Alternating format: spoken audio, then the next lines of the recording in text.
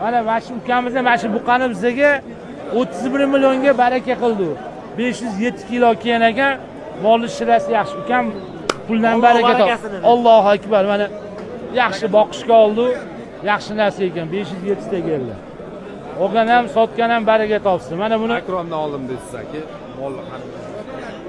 Mana shu Nazarbekda payshanba kuni ham ishlayotgan ekan. Xudo xolasa chorvaga ishqiyot oq ko'kkalar bo'lsa, payshanba kuni ham bozorga tushirasizlar. Nazarbek ishlayapti.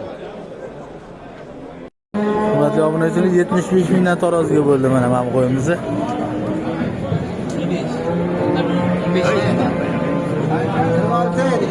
16 kilo keldi.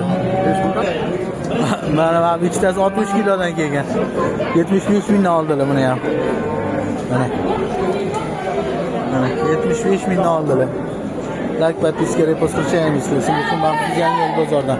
Xudo xolasa payshanba mol bozori ishlayapti. Nazarbekga o'tirasizlar, sizlar uchun maxsus.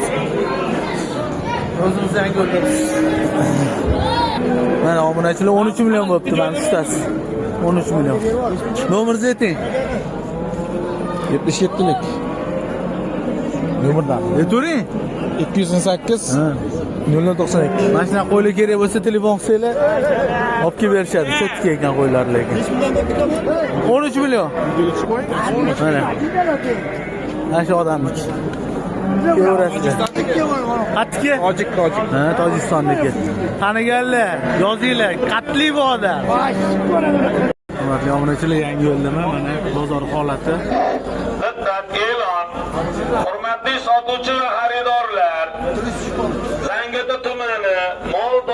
Zangiota tuman, Nazarbek mol bozori yakshanba kundan tashqari har payshanba mol bozori deb e'lon qildi. Ushbu mol bozoriga tashrif buyurishingizni so'raymiz.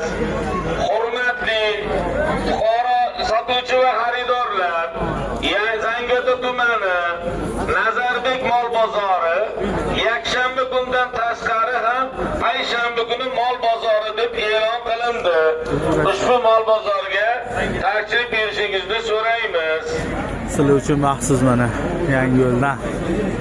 Soatimizni 10 dan 20 minut o'tdi. Kevrasizlar. Yangi yo'lda shunaqa holat. Qo'ylar ko'p hali, kevaringlar.